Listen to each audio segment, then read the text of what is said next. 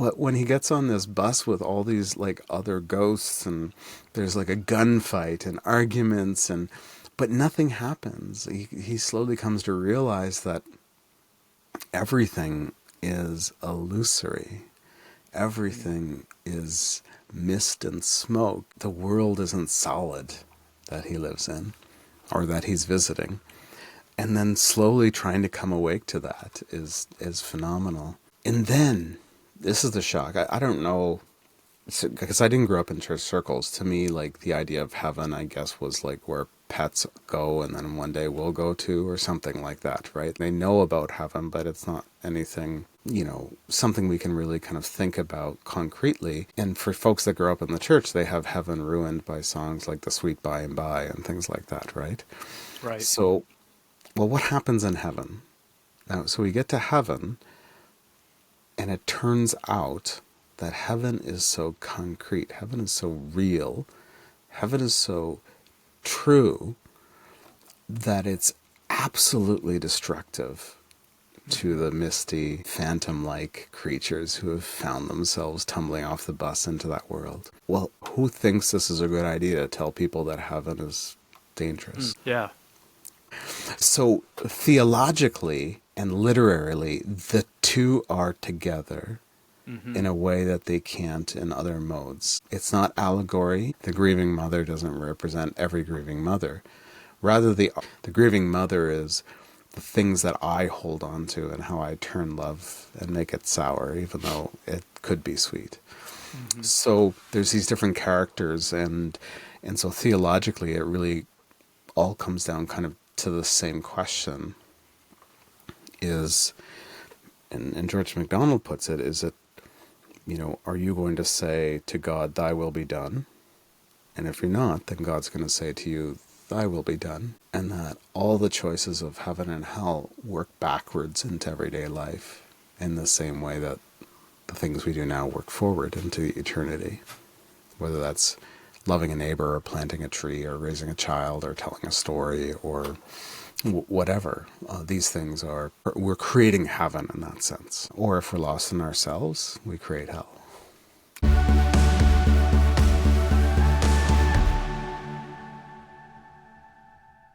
Welcome to The Plunge with Derek Holzer.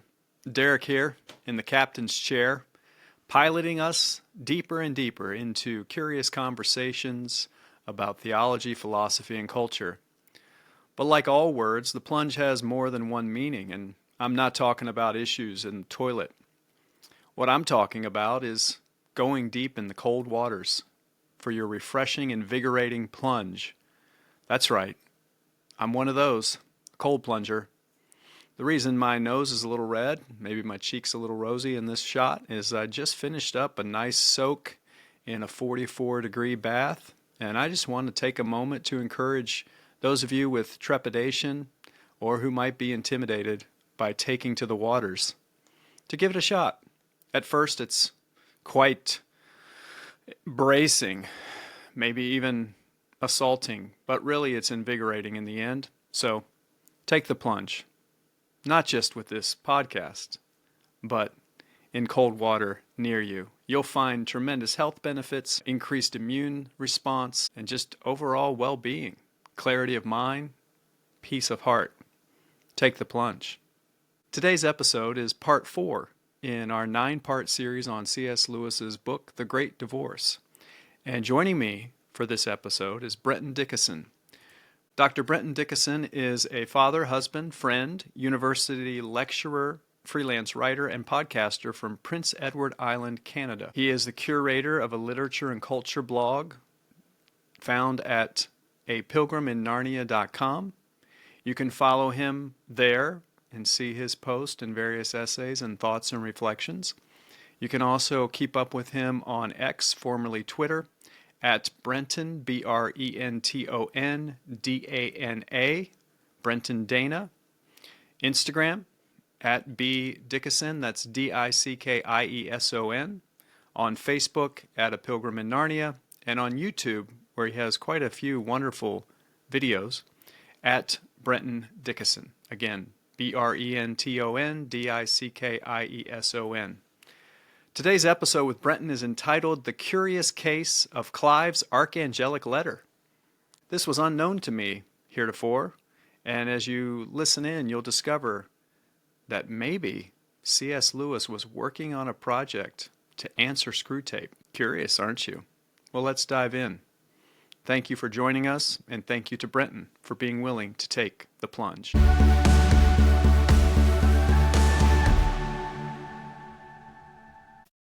Well, I'm honored and thrilled to have Brenton Dickieson joining us today on The Plunge. And Brenton is a teacher, writer, and podcaster from Prince Edward Island.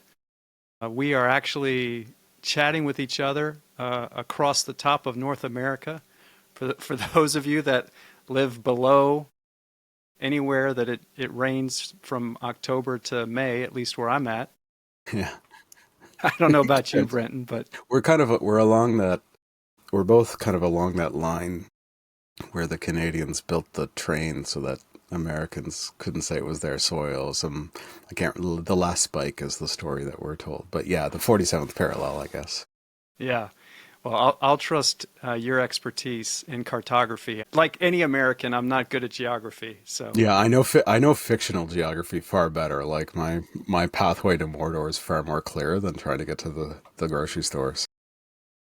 Oh, that's great. Oh, man. Well, I can tell this is going to be a fun conversation already. To kick it off, would you mind telling us a little bit about yourself, what inspires you, and how did you find your way into your current vocation? Yeah, well, I mean, let's just take the whole no, we're not going to do the whole podcast about me, but actually the Great Divorce is kind of part of the story in a sense. I had grew up in a progressive, engaged, morally centered household, quite post-religious. Like the questions weren't even there in our minds growing up. And then I had a fairly radical Christian conversion in my later teens, and that just sent me searching. I needed both a sense of what the root of things is, but I also had within that, the very conversion itself, I had a sense of calling. I didn't have words for it. I was still very ignorant. I wouldn't have known what it was at the time, but I can recognize it now as a fairly specific calling. And over time, I worked in ministries. I've worked in camps and churches and did theological training and different things. And I was in rural Japan on a mountainside watching somebody's cottage for the summer. It was a brilliant summer for my wife and I, and monkeys would migrate past, and it was just this gorgeous countryside. I was really struggling because I just saw in the church there this real disconnect with culture.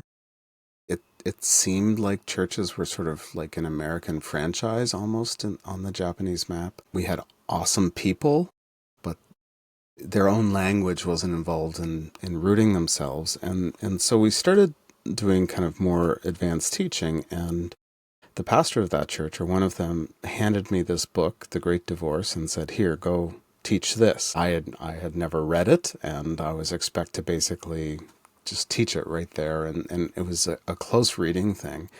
And I didn't do very well the first time, but then I took the book home and I started fighting with it. I mean, it's disorienting. It's meant to disorient.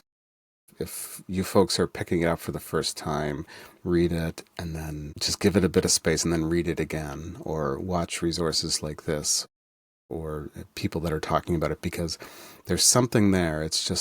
It's meant to be just a little bit distant, just a little bit slippery, or just a little bit, the colors are just a little off. It's a little outside of our experience, and it's meant to be like that. And so I just kind of fought with it and kept working on it. And it was that summer that I was taking a course from Eugene Peterson at Regent College, who's a spiritual theology writer and teacher. He has signed a book by Frederick Buechner. Do you know him? The American author Frederick Buechner. No. Yeah, he's a non-fantasy writer for the most part, although he's written a couple of saints' tales in kind of quasi-medieval English, and they're really quite lovely and a little fantastical. But he just wrote these kind of straight ahead books, but he also had these memoirs, and he was part of kind of the New York literary scene, and then did these different things. And in one of the memoirs, he had three places. And in those places, in one place for a decade, he was a pastor. In one place, he was a teacher for a decade. In another place, he had taken a decade to write. And it was really nice memoir, but what everything clicked for me was, oh, well, that's it. Like, that's where the things come together for me. Not necessarily pastor in the capital P at the pulpit sense, but the sense of spiritual direction or spiritual care, writing, reading, thinking, learning, teaching. All of those things really came together for me that summer. And The Great Divorce is really the first accessible C.S. Lewis book I ever encountered. How long ago was that? Well, there was electricity, so it wasn't that long ago. We're talking 20 years plus. It was in the Yeah. point where phones flipped open.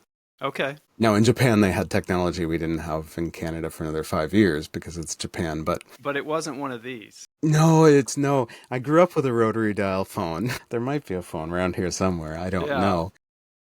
That's But just a little tribute to our heritage there. yeah, that's right. And so it was just the beginning of the digital age. It was right at the cusp of the for Japan, that 21st century, trying to redefine itself. It had become a leader globally in a lot of ways. How was that going to go?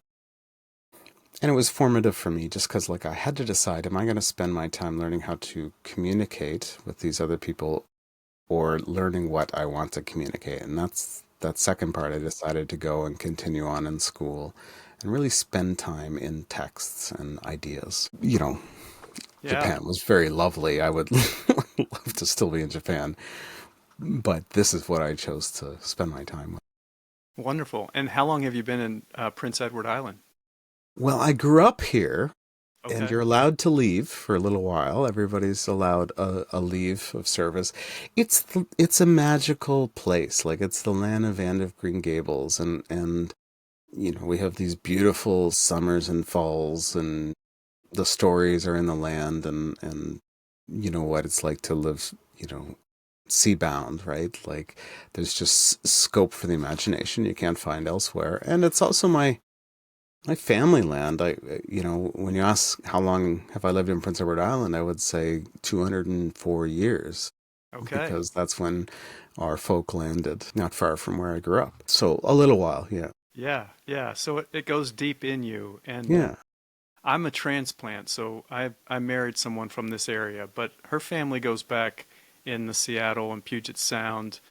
Not quite that long, but certainly by American standards, late 1800s. Hmm. So a pretty That's good well, stretch.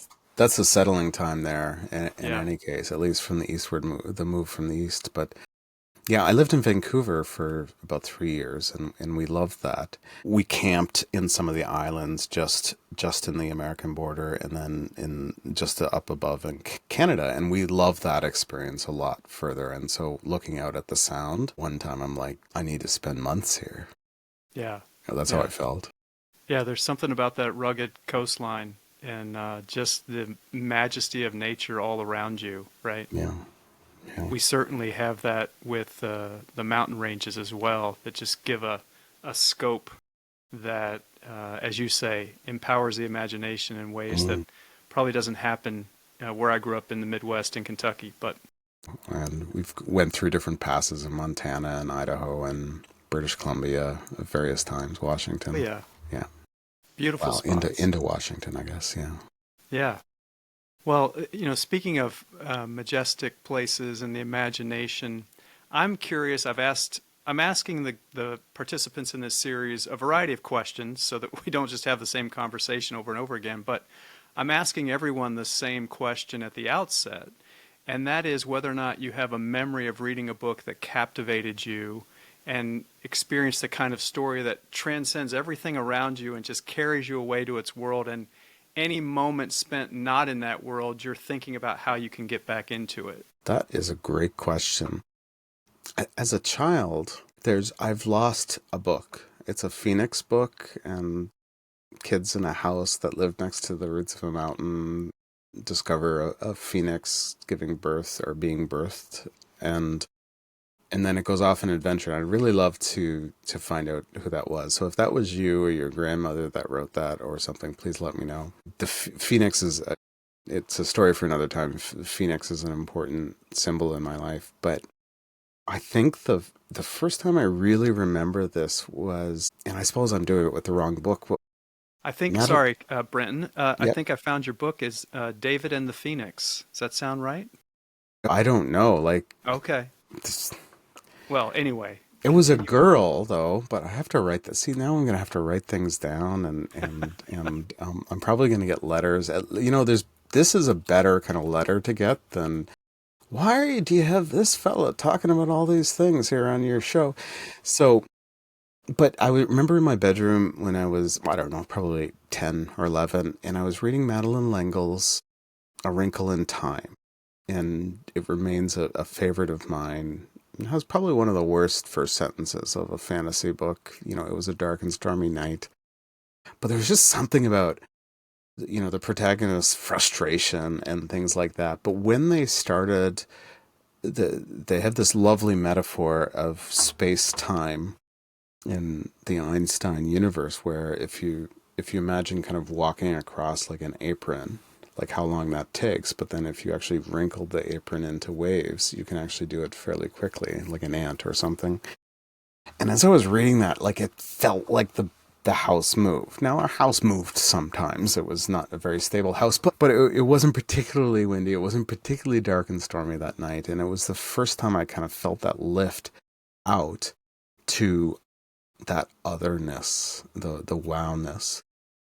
Today, I actually experience it usually in rereading rather than reading, and often in a different mode. So I'll be, read The Lord of the Rings a number of times, watch the films for better or worse, and then, I'll put on like the audio version, and all of a sudden there's this kind of atmosphere, this opening up.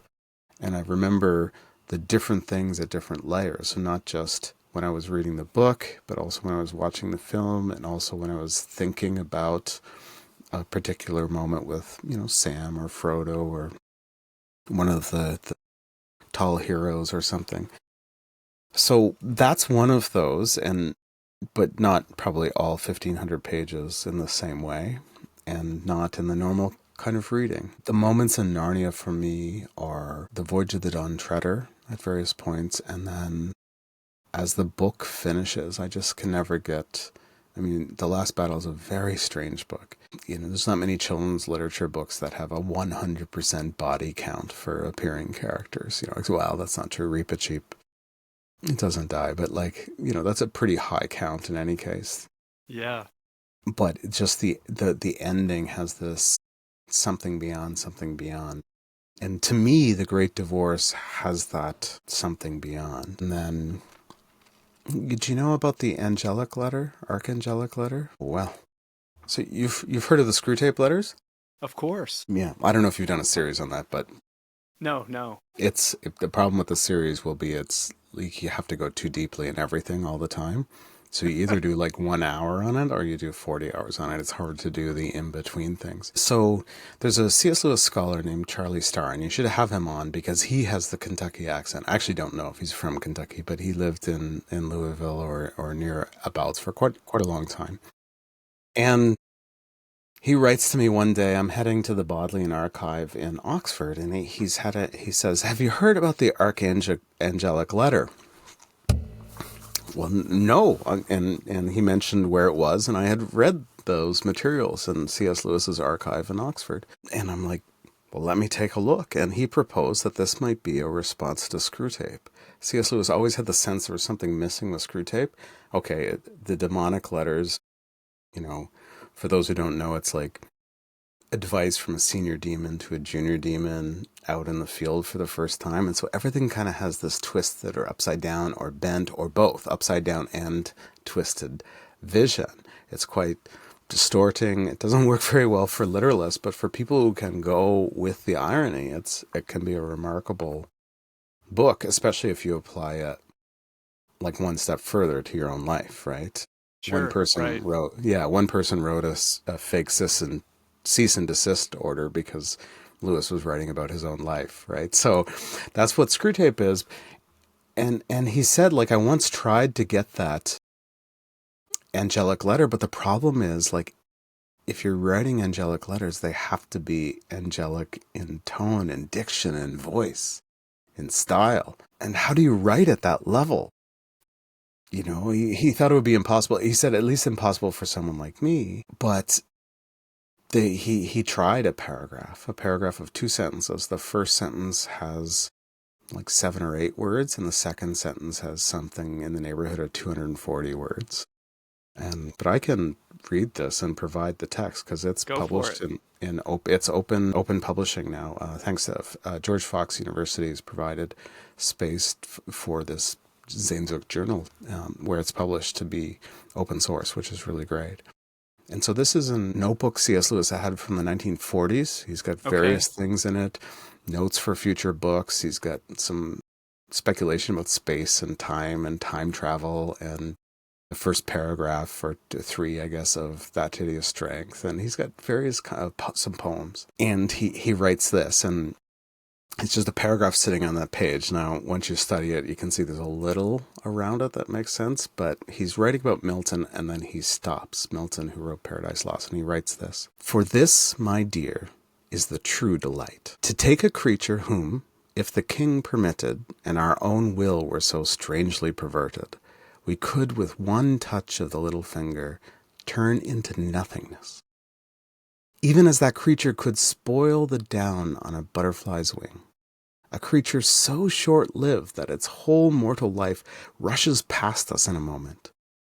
A creature so feeble in understanding that only by gazing long and reverently into its mind can we discern its difference from the brutes.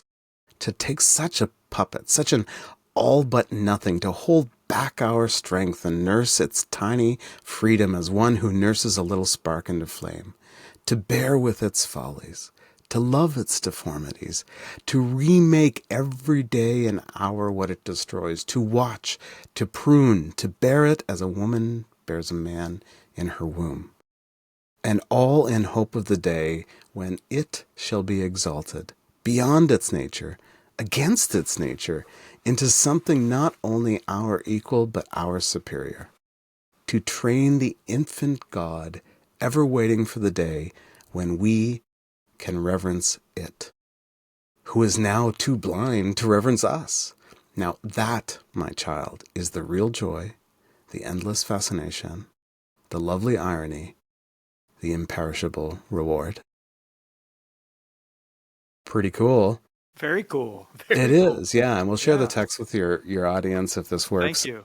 And if they're interested, reading The Great Divorce with this makes a lot of sense because there's these angelic figures.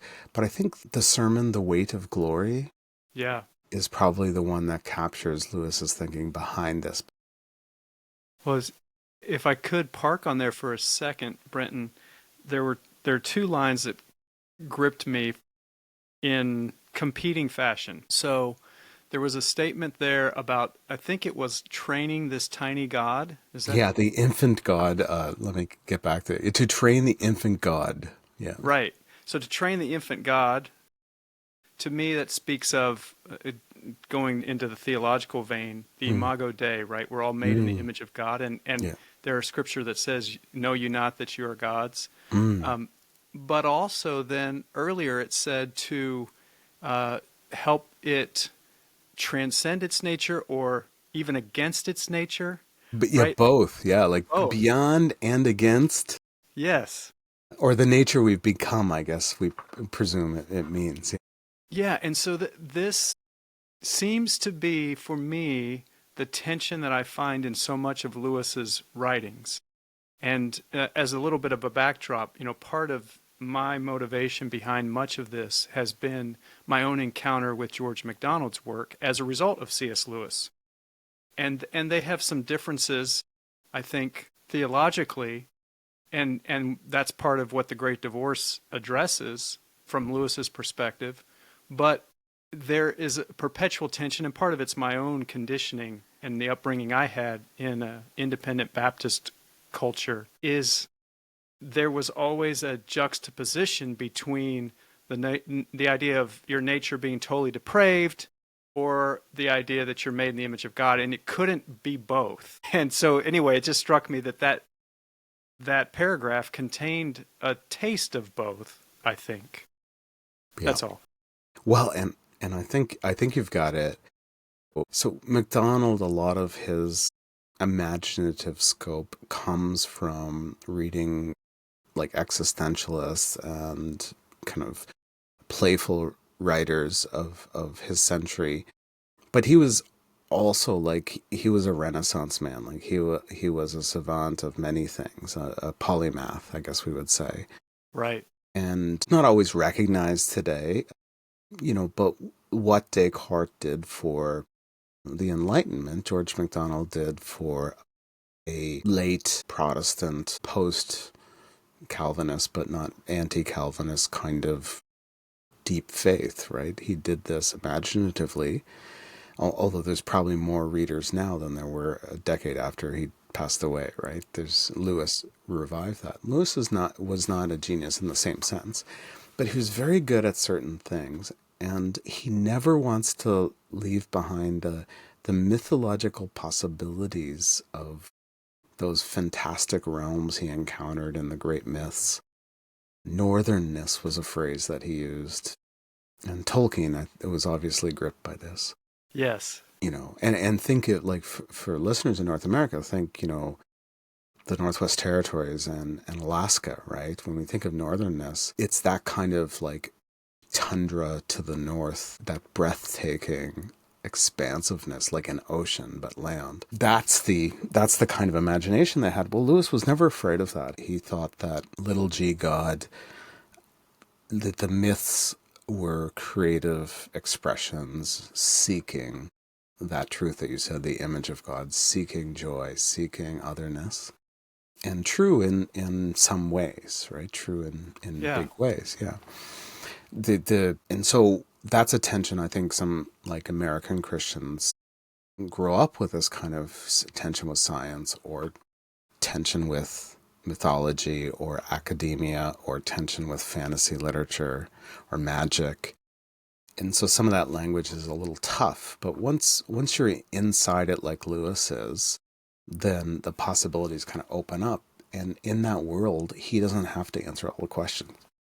He can say, like he doesn't have to say, I'm 92.6% certain this is what the fall means. Right. He tells the story of the fall over and over again. Tolkien, his whole stuff is about the fall. It's about different kinds of restoration and different ways of looking at things. And so Lewis isn't limited by the kinds of cultures of church that you and I encountered.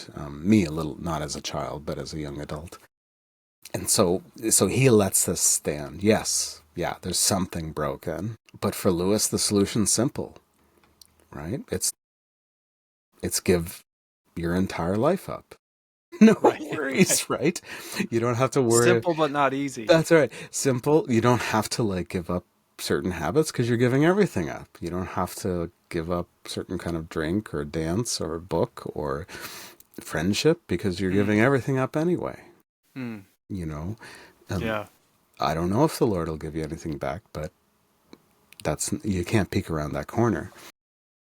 And so that's where Lewis has this super high vision of humanity at the same time without losing the rooted. I think he makes fun of total depravity in The Great Divorce, doesn't he? Isn't there a kind of a wisecrack about it? They'll think they think I believe in total depravity. Is that what he says? And I believe so. Yeah, and then MacDonald says back to the protagonist, well, it wouldn't be bad if they thought some difficult things about you, right? Which is great. But like he wasn't a Calvinist in that sense, and yet he really had a sense of the strength of God. I did my master's degree at Regent College, and J.I. Packer was a Calvinist teacher there. I mean, he was old when I was there a long time ago. He just had this amazing longevity to be about the same age for his entire retired period, where he kept teaching and talking, and he talked about his vocation for book writing, which was just phenomenal. But he said, like in the end, the way that we resolve the image of God and our choice and God's action is that in the moment that we answer Christ in little and big ways, we're doing the thing that we want most to do. And that tension, I think, is where Lewis kind of fits as well. Oh, that's great. Thank you. Thank you for bringing that. It's called the Archangelic Letter? So the Archangelic Letter, well, we called it that. What do you call it? It's just sitting in a book. And we could be totally wrong, but I'm pretty sure you can hear that's a voice of a senior angel to a junior angel. Yeah. Yeah. It sure sounds like it. Yeah. Well, let's dive into the Great Divorce specifically. Yeah, the book that we're talking about, right? Yeah. That's good. I'd love to. My first question is, how does it affect you as a literary work and as a work of theology? Any thoughts you have on that? Yeah. So, like, I think that, now here's my hard pitch. I think that this is the Cinderella story of C.S. Lewis's bookshelf, is the Great Divorce. Now, okay, I've been kind of pushed back on this. All literary friends will say, so what's the best of C.S. Lewis's books? And they're like, oh, Paralandra or Till We Have Faces. And Till We Have Faces will still be studied in universities in 100 years from now, long after people have forgotten why they're studying it, because it's just that kind of a book. Okay, or like I said, Voyage of the Dawn Treader or The Last Battle or what. Well, so I say The Great Divorce, and I'm trying to be a bit provocative. It's not his best written. It's not super precise. Like, he hasn't worked as hard on it as The Weight of Glory, The Sermon, or The Last Battle. It didn't come as easily as the Screwtape Letters did, which now we could see how to edit those, but they have a rush of energy that you want to just leave them in that context. Yeah. So it's looser, but I think that just really works. This is a book that if you spent time overthinking it, you would crush it. Like trying to take the down off a butterfly's wing, right? You would, in discovering the texture, you would destroy the creature. It just, like I launched into this pitch for The Great Divorce and essentially forgot the question. How does it strike me as a literary person? Yes. Okay. And then secondarily as theology. Yeah. And so what's important to know is that this is not precise or delineated theology.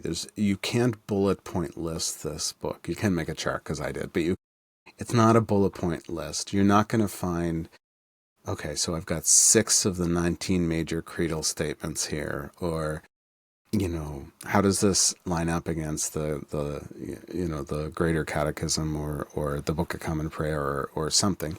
It's just the wrong way to read this. The way to read this is to walk with the protagonist. He lands in a suburb, like in a wartime suburb where you can't really see the light peeking out of houses because all the windows are blacked out, and somewhat England-like sometimes. It's like always misty and raining, and you can't tell if you're waiting for the sun to rise or if the sun has just set. And you realize that you've been walking for hours in kind of a daze and you don't know where you are and you never get anywhere, which is how some suburbs feel to me. And everything looks the same and yet nothing feels natural. Right. Yeah. And so you need to kind of walk with the protagonist, and then he lands in a line and he gets really excited because he bumps himself up a couple spots in the line, but that's just like so European. Like, Europeans love standing in lines, right? Like, who's happy just for having gained a spot in line? A line for what, you might ask, but nobody asks, right? Right. But when he gets on this bus with all these like other ghosts and there's like a gunfight and arguments but nothing happens. He slowly comes to realize that everything is illusory. Everything is mist and smoke. The world isn't solid that he lives in or that he's visiting. And then slowly trying to come awake to that is phenomenal. And then, this is the shock. I don't know, because I didn't grow up in church circles. To me, like, the idea of heaven, I guess, was like where pets go and then one day we'll go to, or something like that, right? Like, it was a television concept, not a... Right. Is that fair? I don't know. That's fair.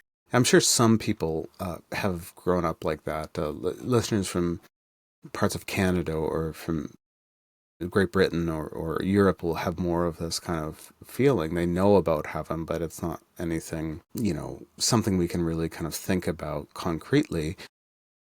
And for folks that grow up in the church, they have heaven ruined by songs like The Sweet By and By and things like that, right? Right. So, well, what happens in heaven? So we get to heaven, and it turns out that heaven is so concrete, heaven is so real, heaven is so true that it's absolutely destructive to the misty, phantom-like creatures who have found themselves tumbling off the bus into that world. The light, it's still twilight there, and still the light is harsh and piercing.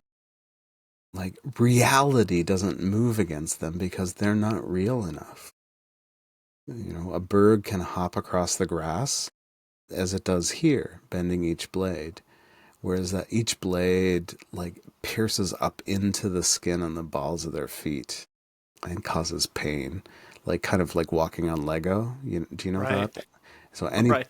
any parent within hearing will know what I mean when I say walking on Lego. So that's what it feels like to walk. Like, so, well, who thinks this is a good idea to tell people that heaven is dangerous? Yeah.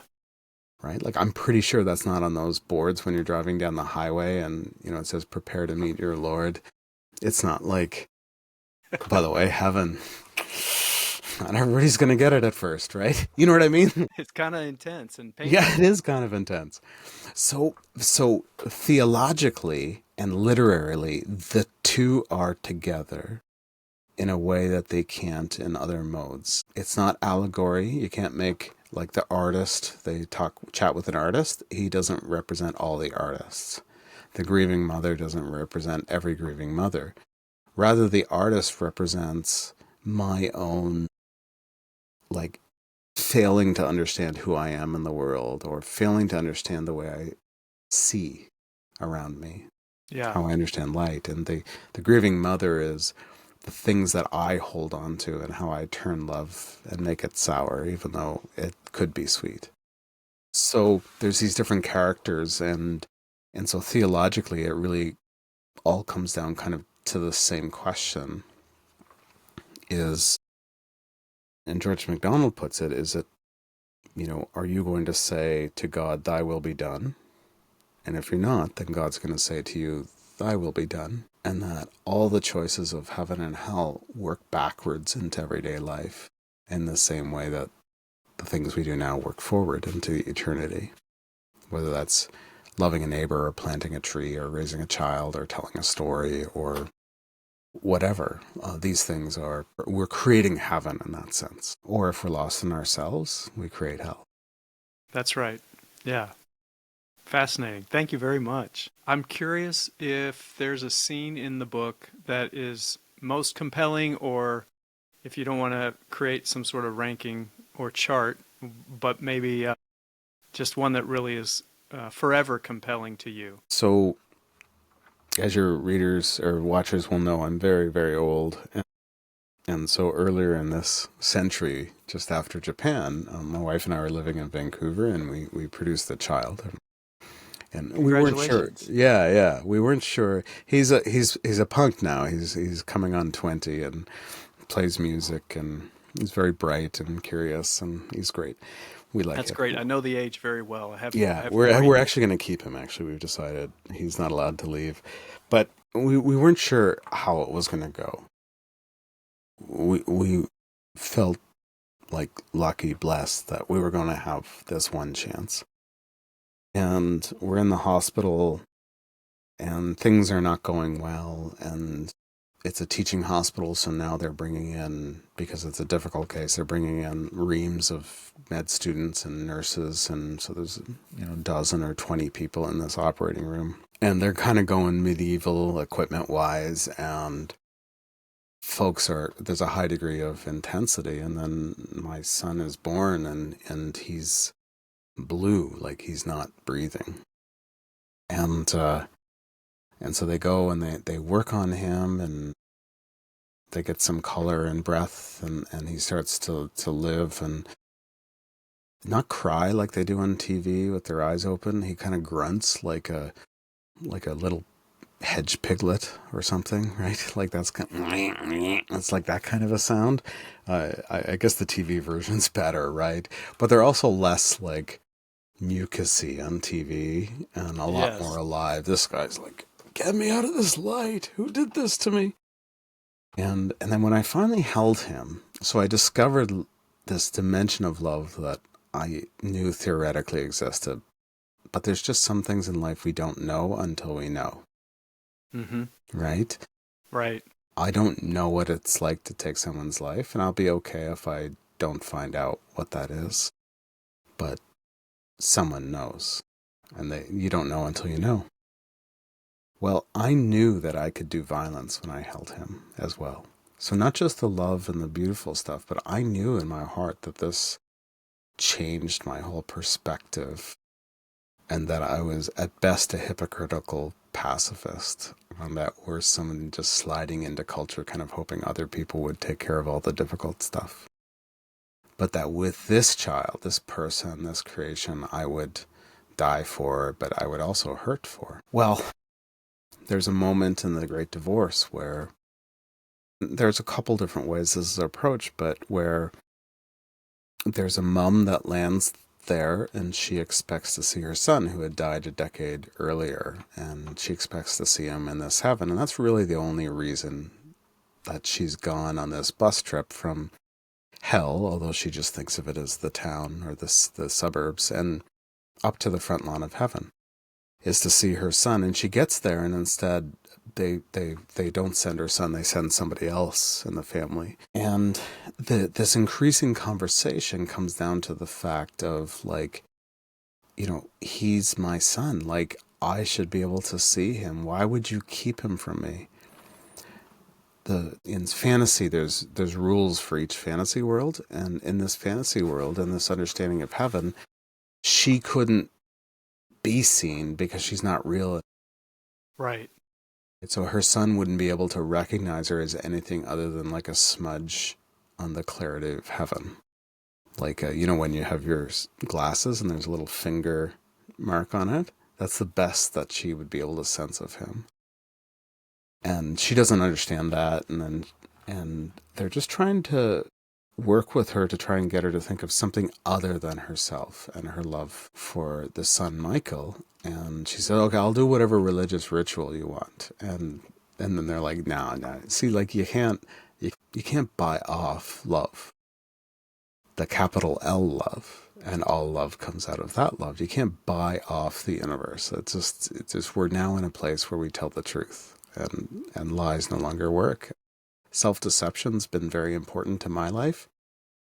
I'm very committed to self-deception, but there will come a point where that doesn't work anymore, and I have to face all my reality, right? Right. And so as she leans in, there comes this point where she just says, you know, Michael is mine. Give him to me. And Lewis takes a whole other book to work this out, till we have faces. But later on, the protagonist, who's the Lewis character, is talking with George MacDonald, this spirit, this angel that comes to help him along his way. And Lewis notes that her problem was that she had too much love. And then George MacDonald's like, no, that's, like, you don't understand. That is a deficit of love, not an excess of it. Except he says it in Scottish. And I could do that, but it would be laughable. No. Anyway. And that was like a stunning revelation that I was just so blessed to get early in my fatherhood, so that as I grew up in that age of the helicopter parents, as my son grew up in that age of the helicopter parents, I was able to recognize the distance that I needed to create, and to see in myself the potential not just for violence against others, but for trapping him. Mm. Right? I made the joke that Right. we're actually not going to let him go now that he's 20. That's just in the DNA of this generation. And this book just gave me this supernatural other vision of that possibility and how sour that could become. And I'll be forever grateful for this book, even if it was just for that one scene. That's great. Thank you, Brenton. And it resonates with me. So I have 21, 19, and 17 are three children. Yeah, Yeah. but three stair steps there. Yeah. In the thick of that, letting go, not quite. You got it. Oh, maybe I can jump in and rescue you. All of that tension unfolding in our lives. And yeah, chapter 11 is the scene that you've just described with her name's Pam and Yeah. Michael is Yeah. the son. And Is it Reginald is the husband or the person y- that comes to visit her? yes, I think Reginald is the visitor. Hmm. I believe so. Let's see. Yeah, Dick is the husband. Dick is the husband, yeah. And there's even he has a sister named Muriel, though Muriel doesn't get any real mention other than that. But Hmm. um, you know, George MacDonald's character takes him away, and they have that conversation that you just mentioned about true love, and yeah, very interesting. Yeah, and I think you go through another scene, which I think many people would have brought up this lizard of, I think lust, but I might have been kind of dense, but I always interpreted more broadly. But yeah, and then they come back to this question as Lewis character is trying to think through. Well, what does this mean? Because at one point the mom says, "I believe in a God of love. Yes, Why are you keeping me from my son?" That's a little hard to forgive, don't you think? That he took Michael away. Well, love just turns out to be. People really need to know. I'm about to say something that sounds negative, not because of the lesserness of love, but because of the absolute greaterness of love, and that it has a hard-bitten edge to it. It has a difficult decisionness to it. True love, at any one moment is laying down one's life. We hope that that card doesn't get called on us. But for like the average parent in history, it did. Like, before modern medicine, the average mom, or one in that's three right. anyway, died of childbirth. Yeah, And one in five men died of war. And when you add farm accidents and war, probably one in three as well. So, that's the laying down of life. It's just less direct than stepping out in front of a bus and saving someone, which is right. again that sort of television version of these things. Yeah, well, if you'll indulge me, I wanted to read. It's on the copy I have. It's page 105. But in that exchange, there's a really fascinating statement made by MacDonald, and it goes to this point of once you held your son, a revelation and a reality set in that prior to that was only theoretical. Mm-hmm. And he's talking about whether or not a person can console one another. And he says to Lewis, he couldn't comfort the bereaved mother because he's not a good enough man for that. When your own heart's been broken, it will be time for you to think of talking. And right, until you have that baby in your arms, there's really not much you can say that's not completely theoretical or borrowed. And then it concludes with every natural love will rise again and live forever in this country, but none will rise again until it has been buried. Yes. Very, uh, that's intense. That's intense. It is intense. Now Lewis is reaching out beyond like the fundamentalist or evangelical or charismatic kind of reader at this point, or committed Anglican reader. He's stretching out. What's really intriguing in this manuscript, if you go to the manuscript collection, say at the Marion Wade Center in Wheaton, Illinois, Lewis actually obscures the point that you just gave a little bit. In his Okay. original manuscript, he says nothing will rise unless it's been crucified. And notice he pulls back a little bit, thinking Yeah. that we can understand, like, as soon as he says crucified, maybe this is just my thought, what that means is like Jesus. Yeah. But like, where is Jesus in the text? Yeah. Yeah. Right? Like, that's largely like all of this is happening with intermediaries, and God is everywhere and off screen. And so there is this kind of a cloaking that's happening with this book. It's intentionally more difficult than it has to be. He writes Yeah. Narnia not to be that way. He writes Mere Right. Christianity not to be that way. But this is a book that if you were put off the first time, that's probably a good normal reaction. Yeah. Well, I would, I think you would possibly agree, and thus the power, right? It's that obscuring of it. It's not so completely on the nose that it can be just read like a handbook. It has to be wrestled with, as you say, contended with, and read more than once in order to have its effect. And maybe it's our time for this kind of thing. Like Frederick Buechner, he's a great Christian fiction writer because he does what C.S. Lewis does in this. Emily Dickinson's phrase, he tells it slant, right? There's a Yes. kind of a winking away, a looking away. And I think today, like in the mid 2020s, for those looking later back at this in history, right now there's an increase in moralistic storytelling in film and in novels especially, more so in Canada, the United States, but the United States it will follow. But I think even still, like for the most part, we need to tell our truth, but tell it slant. We need to kind of wink away.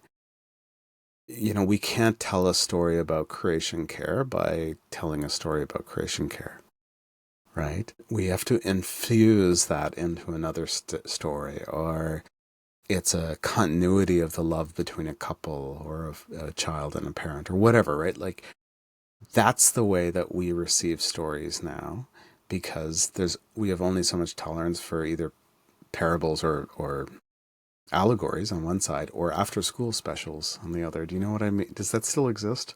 I don't know. Is television still a thing? Well, we don't have television in any traditional way, but when No. like kids used to go home and then there was these like brush your teeth and don't, throw empty beer bottles at old people, like those kinds of key life lessons after school, Right. like Right. the kind of like teenage Sesame Street or something. Is that right?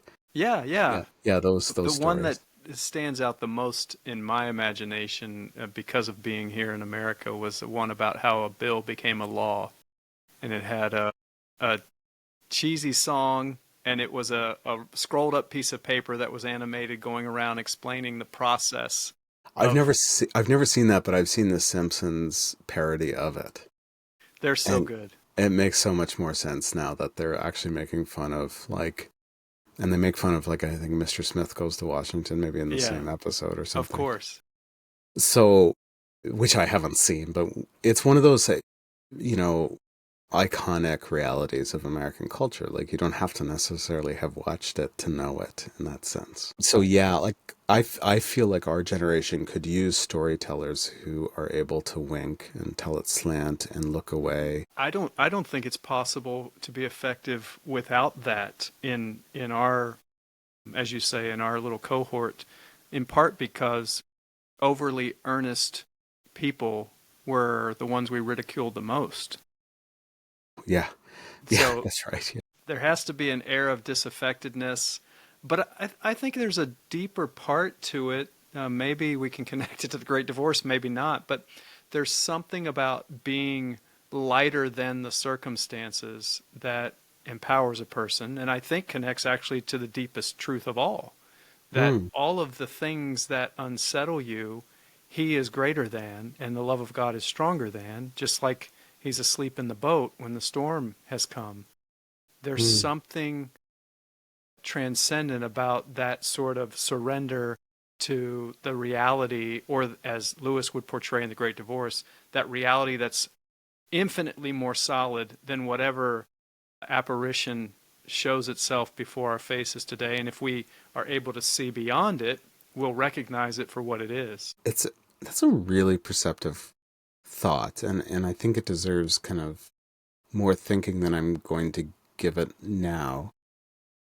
When we ask like, so if I don't know if Christian bookstores still exist. There are not really many in Canada. But like when we could walk into a Christian bookstore, when we say, well, where's the substantial literature? Like the pop fiction's there, I liked some of those, and some of those I didn't. But like there'll be a whole wall of Amish love fiction, right?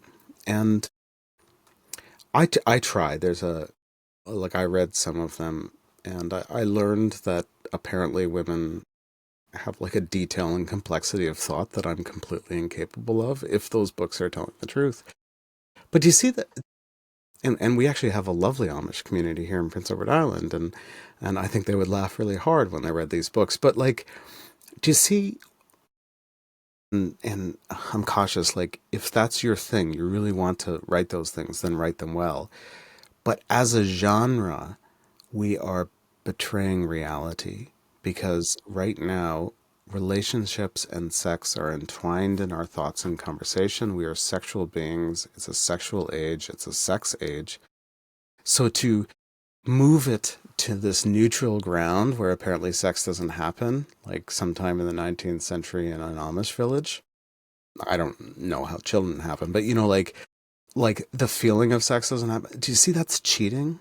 Yes. Like for Yes. novels, that's Correct. cheating. Yeah. It'd be the same in science fiction by taking it to another world where it's just not an issue. Right. Yeah. I think that our artists, if our scholars work hard at encountering our world, our pastors, preachers, neighbors, soup kitchen servers, friendly delivery people, teachers, they're all working hard in their environments. They're encountering reality. Like no teacher is going to school without understanding what it means for someone to be 8 years old or 16 years old in our contexts, to meet them where they are. Well, our novelists, I think, need to do the same, just frankly. Right. Uh, Write for yourself anything you want, but if you're going to publish it, it, it's got to be true. And to be true, it can't be direct on truth. Right. That's It right. has to have that slant to it. Yes. It's hard. Like it's hard to look at our sexual culture and think redemptively, but it's also hard to write something that's totally disintegrative, where everything just falls apart all the time. Yeah. No. The great works of art are the most brutally honest, and my impression is that they're also the most prophetic, and Hmm. therefore they're painful because they reveal things that we overlook or pretend aren't there, right? Jeepers, Marc Chagall. I don't know if you know Marc Chagall, but I like know the name. the Jewish French artist who uses crucifixes in his Jewish art to portray aspects of the Holocaust and of culture, and they just blow my mind. And now we say all these things kind of from our chairs and I mean, you have a much nicer background than I have. Mine is a bit. I'm actually in a garage, so That's right. I'm in the basement where I work, but so well protected I am from the elements and from real life. Like it's hard to do it. It is really hard to do the thing and to do it well. And I don't want to take anything away from that. Like if you looked at CNN or Fox News as a Canadian and look at, okay, so that's what an American Christian is. Is that what I'm supposed to? MSNBC? Yeah, no, they've captured it. You know, um, and NPR, is that even like is that even a thing anymore? Even in Canada, we have like a religion show that you know takes that on, but I don't think in America you do. So we know that's not what's happening. Probably, if you ask people, they would say the church is sort of anti-mental health in the U.S., and I bet that most of the unfunded, like non-healthcare funded psychological support's happening through churches. A good portion of it, a quarter maybe. You know, food banks, soup kitchens, feeding programs, street charities, just encouragement on the street, mother care, prenatal care, foster home support. This is the untold story, and I suspect that's happening in the arts too. I know quite a number of Christians who are working in the arts. So I wanted to say all that with the sense that what I'm talking about, what we're hoping for, may already exist. And in our consumer culture, it may not have risen to the top. So it doesn't land on our Amazon algorithm or our Netflix algorithm or whatever. Does that make any sense? That absolutely makes sense. Yeah. Absolutely. Like we can't allow the metaverse to define our multiverse, to use your phrase from the George MacDonald series, right? Right. If the metaverse is consumeristic, it's telling us what we think we want to know next. Yeah. Well, Well, if yeah, so I engage in a lot of technological. I'm fascinated by technological innovation, both culturally and personally. But I have conversations with people regarding artificial intelligence, and I will always try to draw a distinction that artificial intelligence is not an independent thing. It is the amalgam of all of us putting stuff online for mm, decades. I mean, mm, that's what it is. it's a database and then an Yeah, algorithm. it's a phenomenally fast and remarkably improving in its precision, but it's nothing more than the ability to collect data from all human endeavor and activity, which is in itself quite remarkable. But anyway, we have many other conversations, I think, in the future here, if you'll Oh yeah, let's talk come because back. I have a theory. I don't believe that AI is possible, and I don't believe it exists. So that's Perfect. my particular approach. But so I think folks are working in these ways. What C.S. Lewis has enough distance from us, but enough compatibility that, well-read or seeking to be well-read folk can find their way in. For me, like Mere Christianity, I didn't get. Narnia, I love, but I hadn't gone back to it as a young adult. It wasn't there yet for me.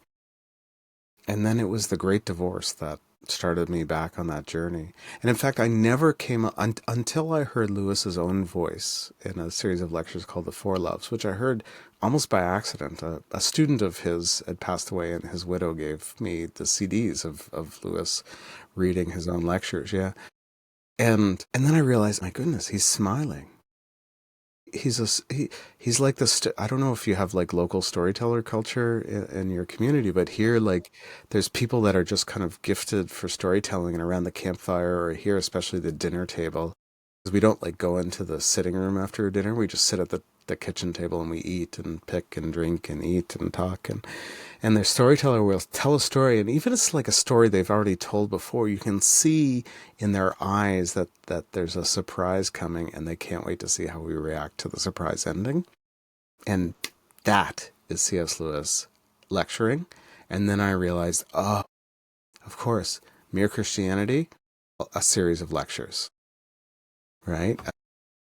Like The Discarded Image, this brilliant medieval book, was a whole bunch of lectures. Studies in Words, a whole bunch of lectures. Like, most of his work comes out of talks. Like, The Weight of Glory is unparalleled as a sermon in its age. It comes out of a talk. And Lewis was speaking aloud. And as he was doing it, he loved the surprise ending. Yeah. Not Yeah. always smiley, happy, but like he loved that. He loved pulling the rug out from underneath us Uh-huh. just at the last moment. Well, yeah, that's something that I've been exploring in my own life, remaining playful and in the best sense, remaining childlike and growing more childlike, as MacDonald would encourage us to do. That the essence of Christ, and I think there's probably passages where there's exchanges in the Gospels that are read flat and maybe even sound harsh, and I can almost imagine Jesus with a little twinkle in his eye as he's chiding his disciples, right? Just like a group, and this is something you had mentioned earlier about the Amish novels, where there's a intricacy and a complexity to a woman's thoughts. There's also a jovial, sort of insulting manner among dear, friends who are lifelong mates, Yeah, and that's I right. and I can see that spirit perhaps in the pages of the Gospels when Jesus is interacting with his beloved followers. Yeah, there was two moments, I think, for me that woke that. One was when I went to a Bible college, quite surprisingly, and one of the teachers there had written a dissertation on humor in the Gospels, and he had jokingly called it "In Search for the Hysterical Jesus," but he didn't go with that for the title. Blaine Banting, he teaches and is the chapel minister, I think, at Briarcrest in Saskatchewan, a large campus community. Like that was, and then the other one was reading other Jewish teachers from the period and knowing that it's just like normal to be poking fun and making fun and pulling things around and upside down. And jeepers, we just like, I mean, I don't want people to stop like thinking hard and preachers to stop working hard, but goodness, like we just kind of need to like chill out and recognize that earnestness is not the answer to everything. Like becoming more earnest, squeezing, like it's like it's Promethean. It's like trying to take the spirit from heaven and ensure we have it here. Well, I don't know. Playfulness.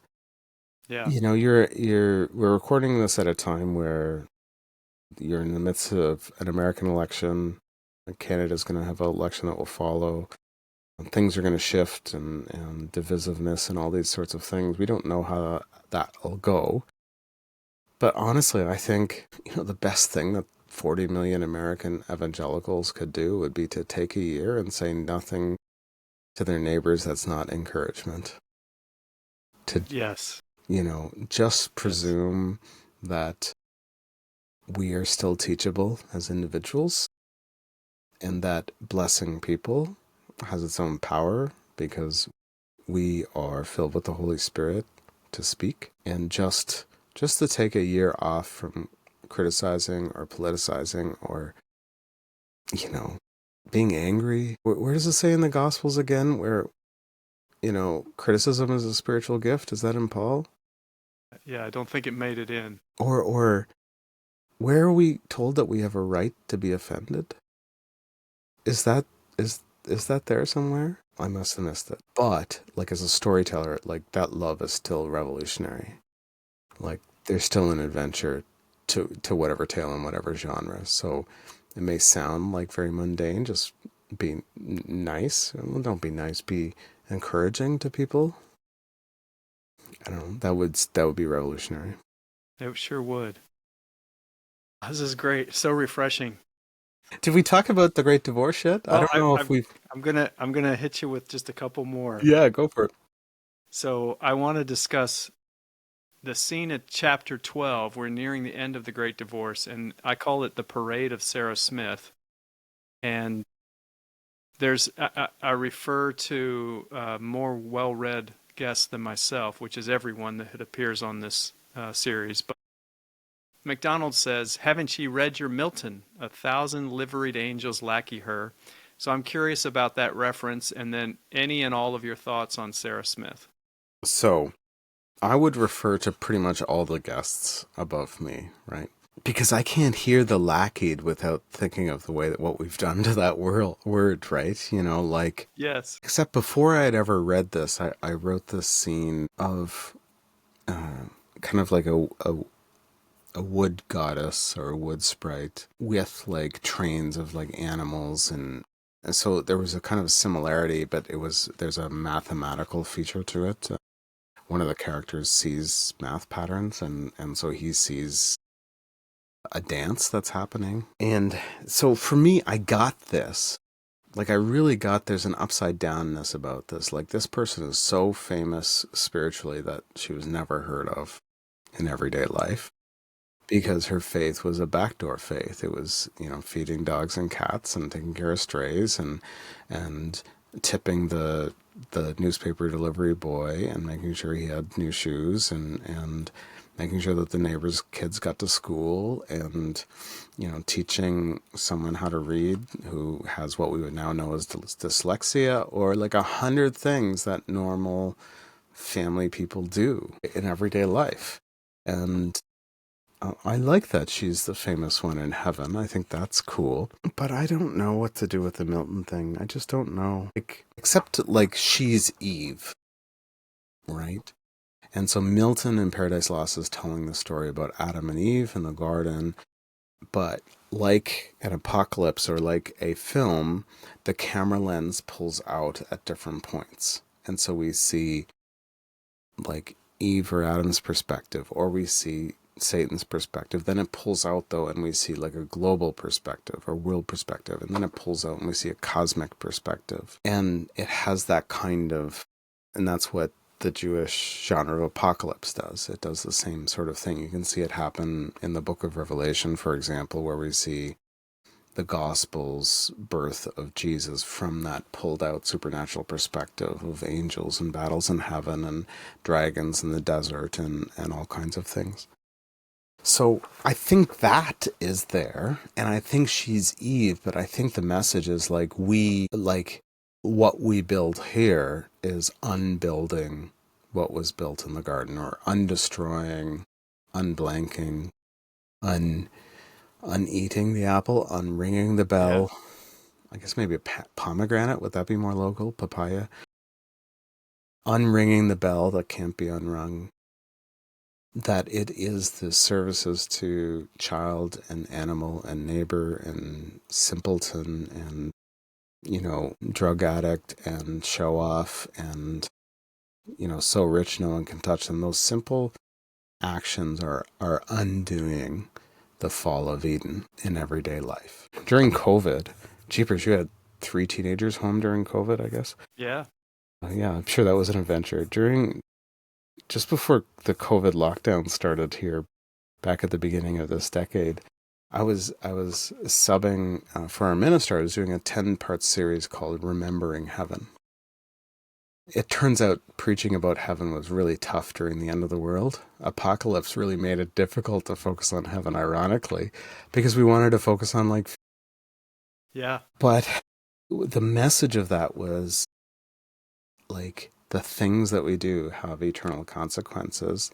And in all the generations where we've been told that's a threat, I don't know if we've been reminded enough that that's a promise.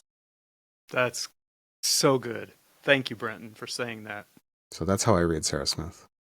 That's perfect. You got time for 2 more? I do. Yeah, let's do it. I mean, Okay. we're online. We've paid our subscription fees, right? We're Right. ready to go. Yeah, I've already bought my microphone. Yeah. Good.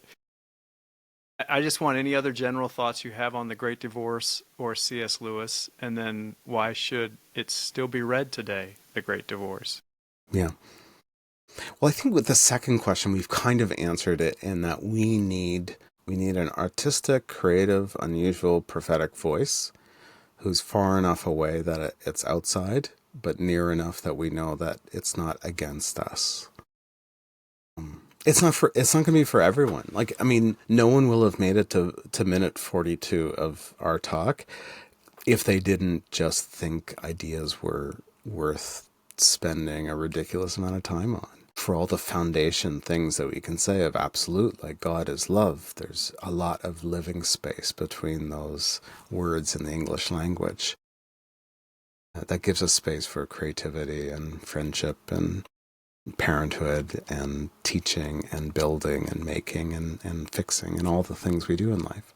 So I think that's why we should read this, is because it's off-putting and gorgeous and hard, and especially because it needs to be read the second time, not the first. I'm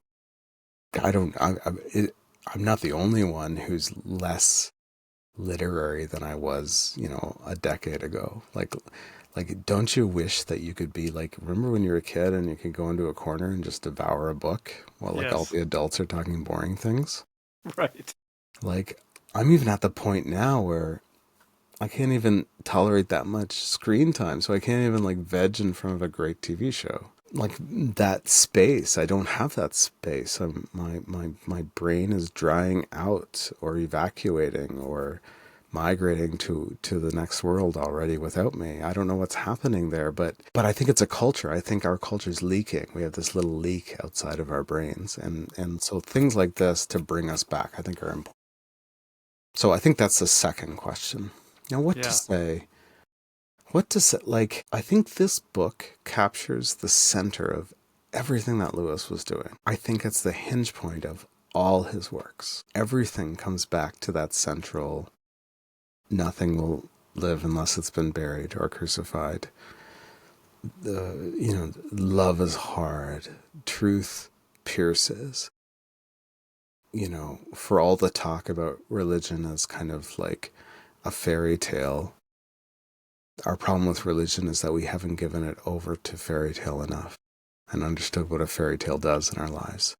For all the talk of religion as a mania, we just haven't, for all the talk about religion as a crutch, we haven't leaned on things enough. For all the talk about like religion as an illusion, we haven't understood reality well enough. And I think that Lewis's entire vocation as a thinking Christian author, which he didn't talk about really like that, I think it comes down to the image that defined his life. The death, burial, and resurrection, this thing that he had to, like, sure, he could philosophically believe in God, but this Jesus stuff, the Christianity stuff, he had to go mythically into that death, burial, and resurrection. And then that shape, that movement, the down and into the grave and then up again into light, the new life movement, that shapes all the things that he writes. They all come down to that same, well, it's okay, you don't have to worry about giving up your addiction. You just have to give your entire life. You don't have to worry about whether or not you entered the right career. You're going to give your entire life. You don't have to worry if you've done too much damage in your marriage, because that's okay. You're just going to give your whole life away. And so so that's why I think this book is at the center of that. And I'm not taking anything away from your Christianity or from whatever great books people connected with. Or maybe it's the problem of pain is the center. But anyway, no, I'm going to stay with this one because that's what this podcast is about. We'll do that one later. Yeah. And, so many others. I don't know, like what, I mean, it's only, I don't know, it takes me 4 or 5 hours to read. Right. Probably if I went on Audible, it'd be 3.5 hours, 3 hours for the thing. You can read like 20 minutes a day and have it done in the month, or read one chapter or one letter a day, have it done in 2 weeks or 3 weeks. Right. I've read it just like a cameo. That's not the character appearance by character appearance. And some of them are only a paragraph, and then I let them sit. Or you can try writing your own. Like, this is the beauty of it. You don't have to create your whole new great divorce, but you can write any one of the characters into this book so that the Lewis character comes around the corner, and then what does he see? Right? Like this doesn't cover, I don't know, what are the questions of our age? Exhaustion? Yeah. Just sheer cluelessness. Like none of us are walking around, or almost none of us are walking around with any sense of why we believe that morality is universal, but we still kind of believe it. We just won't say it is. Yeah. Yeah. Purpose, meaning. like, so there's things in our culture we could write into the Great Divorce without doing damage to it. Yeah. Yeah. Maybe a compendium volume. So this book was called different things. One, it was called Hugo's Home. Who Goes Home? Hugo was one of their friends, and they made a joke that it was Hugo's Home as in hell, right?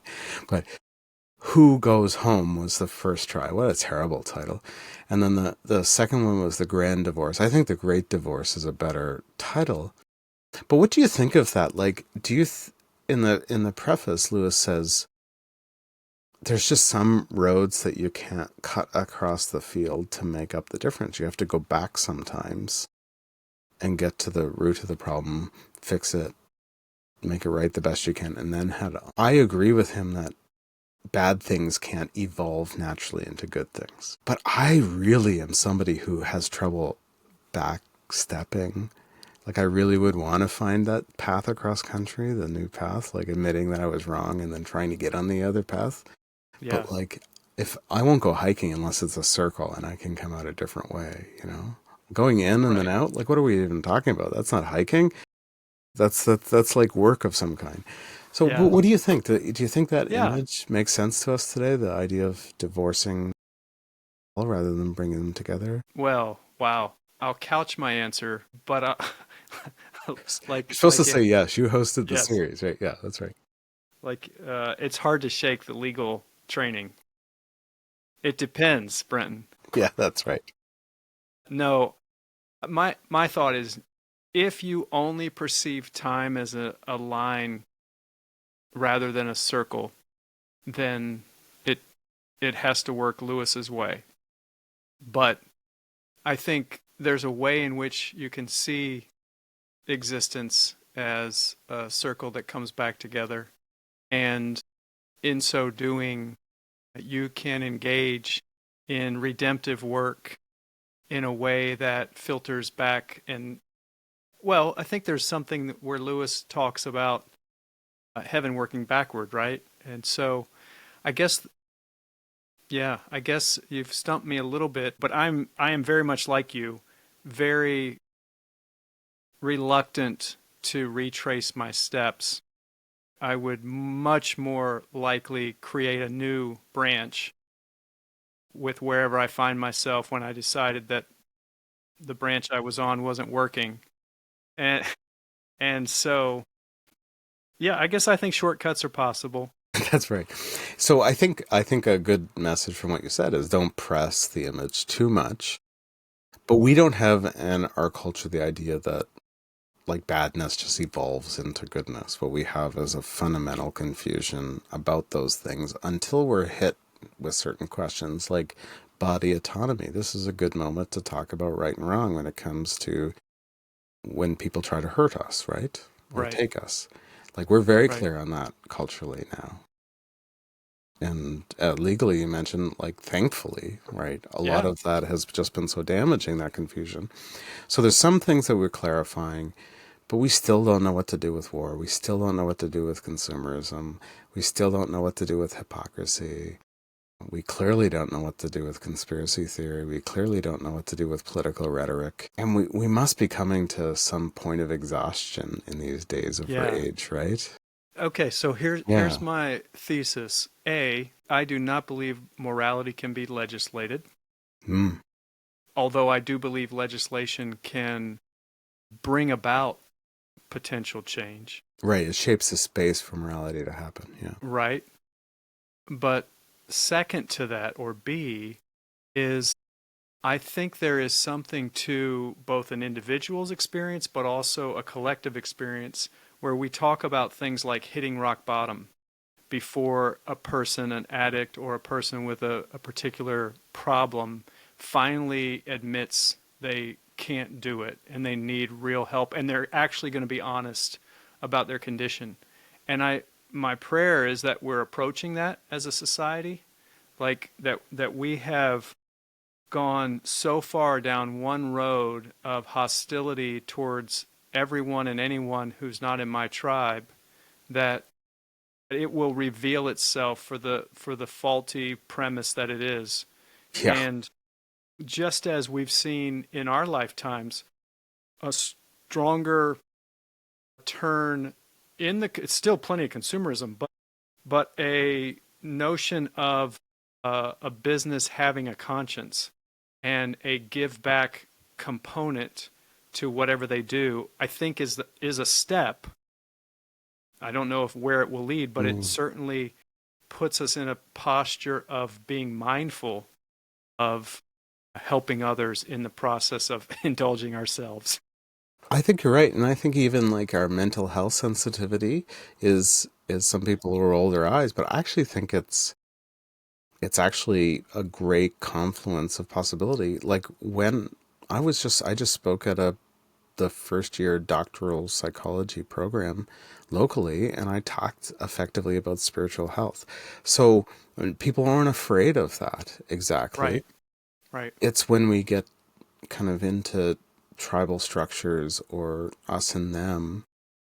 I mean, so after the last culture war, late 80s through the mid 90s, it really led to apathy. So in America, not many people, young people voted in the 2000 election. It really took some time. It probably took 9/11 to help recover a sense of cultural identity and care. Or maybe like 9/11 and maybe the Obama campaign or something like but I hope we don't go there. I hope apathy is not the next step, but we are weary.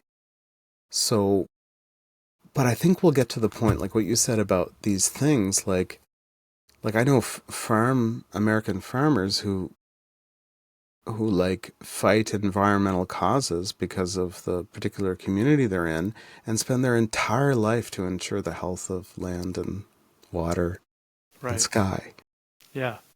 you know, Yeah. that are far more effective as environmentalists than anyone else. The environmentalist's best friend are like hunters, Mm-hmm. right? Fishers, Right. fishing Right. people, Right. right?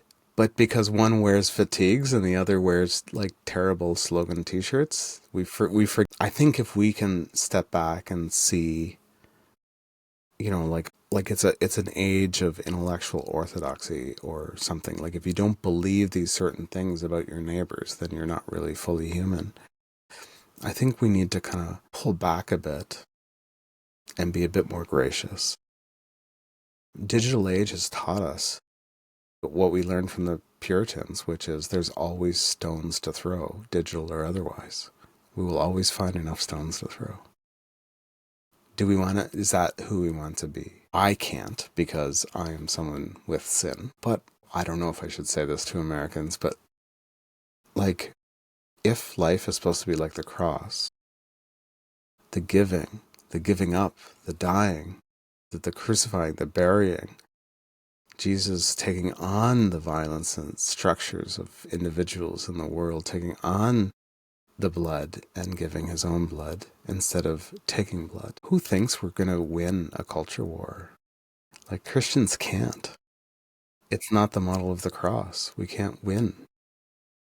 We have to lose. And every Sarah Smith type person in the world who lovingly feeds the neighborhood cat or takes care of their garden or helps the neighbor kids or gives muffins to somebody who moved in or helps somebody with their literacy or picking up groceries, like that's the revolution of reality there that will surpass, even if we move into an age of apathy after this age of rage.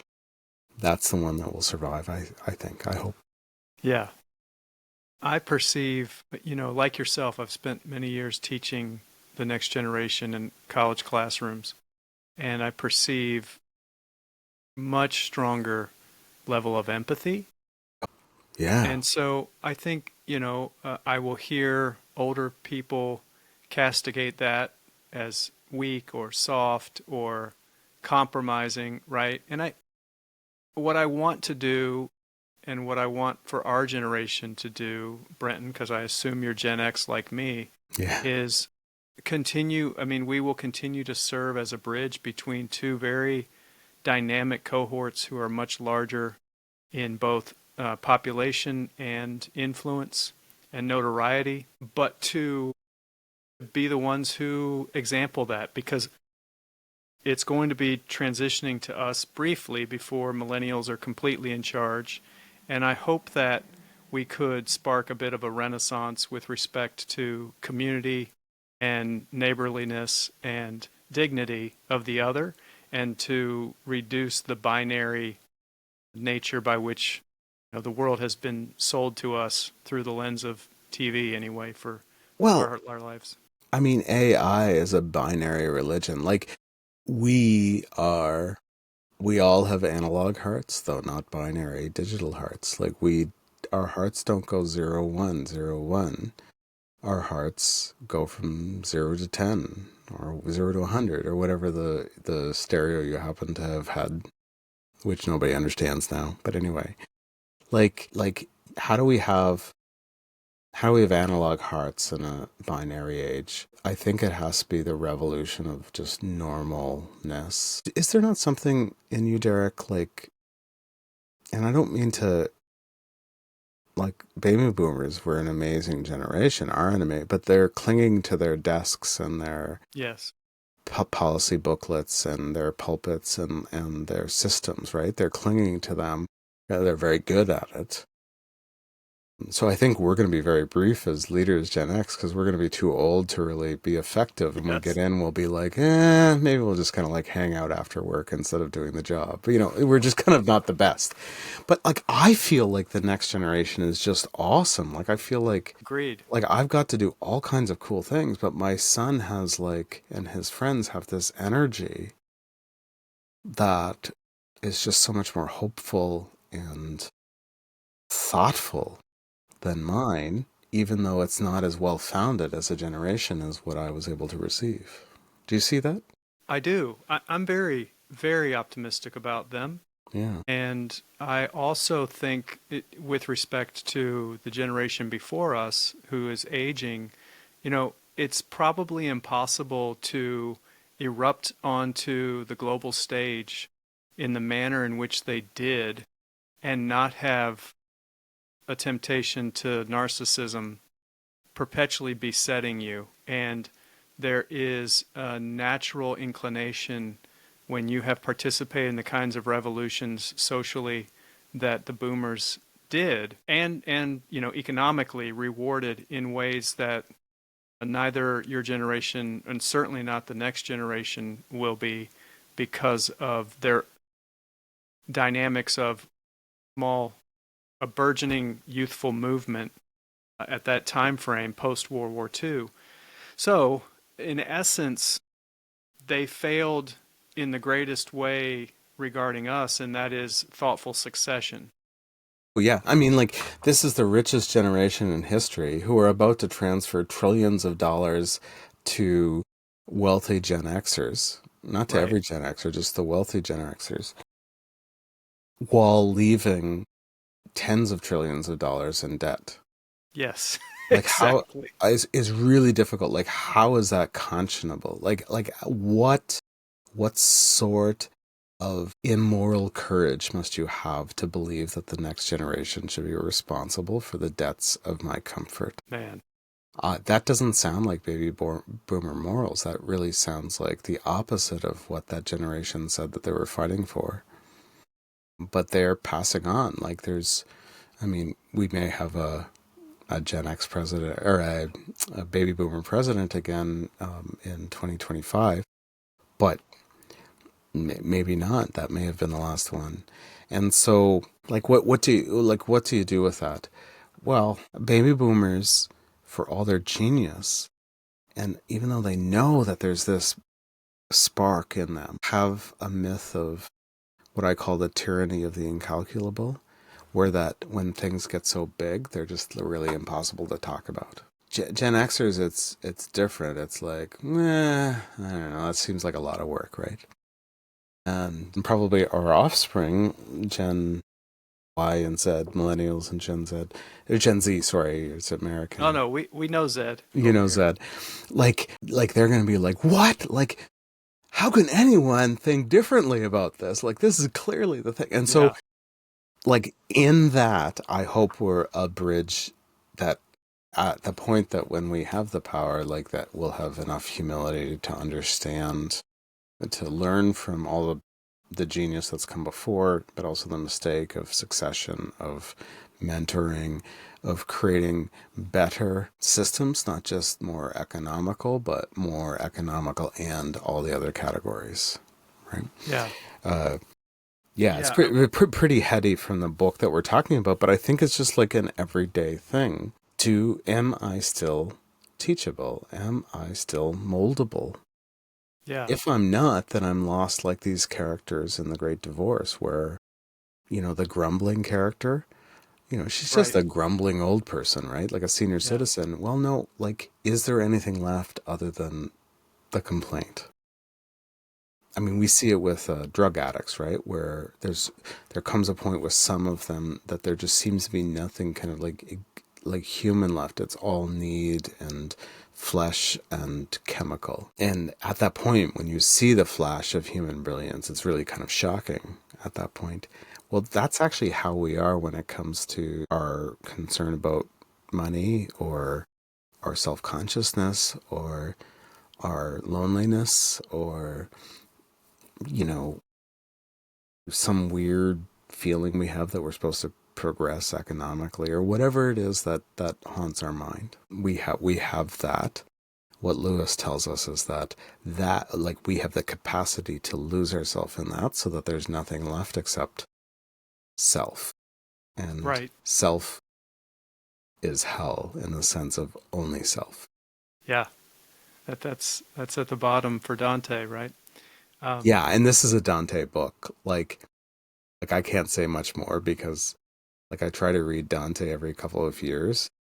I always say I'm going to read it during Lent, and then like it takes me like a year. So I've dropped the boundary on that one because I love the Inferno, which you're not supposed to love that one, but like science fiction wise, it's to me the best book. And although I recently read it in Dorothy Sayers' translations, and that was really kind of cool. Actually, I got into the next two books better. But yeah, like if you read this book, this is a purgatory book, like a Dante purgatory book. Yeah, and it's worth reading in that light for those that have eyes to see. It's just I can't lead you there. I'm not yeah. Dante-ish enough. Well, as we conclude, Brenton, I'm so Mm. grateful for your time. I know you have a Pilgrim in Narnia, but any place where people can look you up and see what you're doing, and then if you could tell us a little bit about your book, The Shape of the Cross, and C.S. Lewis's Spiritual Imagination. Well, see, I've secretly made this whole episode as a Perfect. setup for The Shape of the Cross and C.S. Lewis's Spiritual Imagination. Well done. And the Great Divorce is important in that it's peeking to what I do after this. I believe that the structures of our fantasy worlds are not accidental, that the structures themselves have meaning. And we see that really clearly in this book, where heaven and hell, like where the soul's geography maps upon the life, the body. We see that in Narnia, right? The sacrifice of Aslan begins to turn death backwards in that world. And so the whole structures of space-time change. And in the same way in the Harry Potter world, the whole question is magic about power or is it about whatever that nonsense that Dumbledore's talking about? The deeper magic is really intriguing they use that term since it's a pretty close parallel of Lion Witch in the Wardrobe. And 7 books, there's all kinds of cool stuff. So peeking ahead to that, I think that what's really cool about The Great Divorce, and I talk about in my book, is that it allows us in a very kind of tactile storytelling, adventure kind of way, dream vision kind of way, to find ourselves faced with ourself, but then not to get lost in ourself. I mean, this is the problem with self-expression, is it'll never end. As C.S. Lewis has struggled with it every time if you look in his archives, when you see him starting to tell his story, either he starts with, I was born on such and such a date, and he usually gets the date wrong. But like, and then it's like, like who wants to hear this? Or he starts saying, when a person looks back on their life, blah, blah, blah, meta, like it took him a long time to find the space of just telling the story to frame for others. It's just really easy to get lost in ourselves. And I think the best way to find me is through Pilgrim in Narnia. If you're interested in the book, I hope it'll help deep reading of C.S. Lewis's works, whether you read the whole thing through or just hop in and out.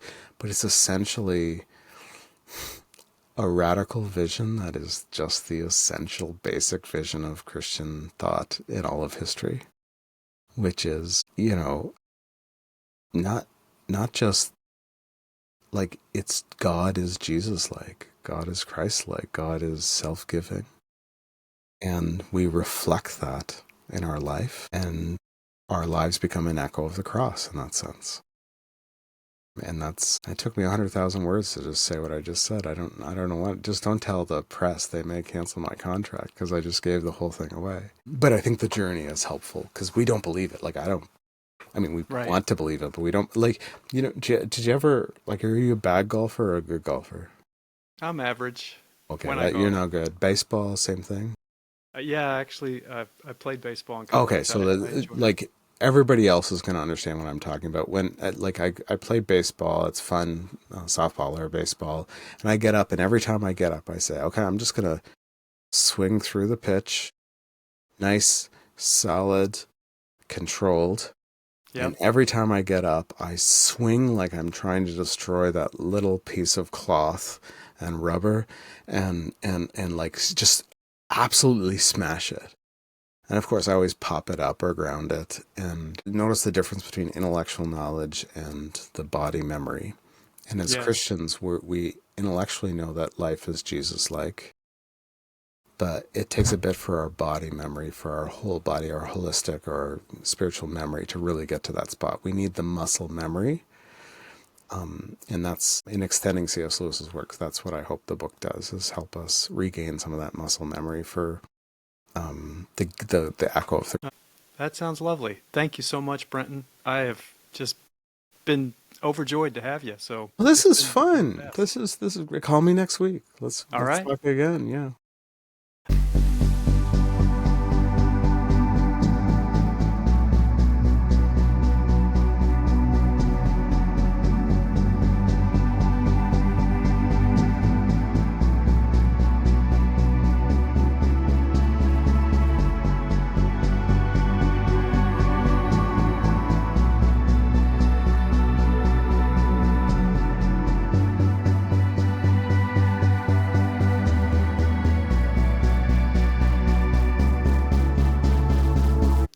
Today's episode of The Plunge is sponsored by the word magnanimous.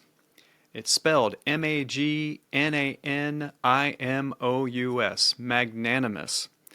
It's an adjective that means generous or forgiving, especially toward a rival or less powerful person. This is something that I think is in shorter supply of late, and I'm here to encourage us to increase the magnanimity in our culture.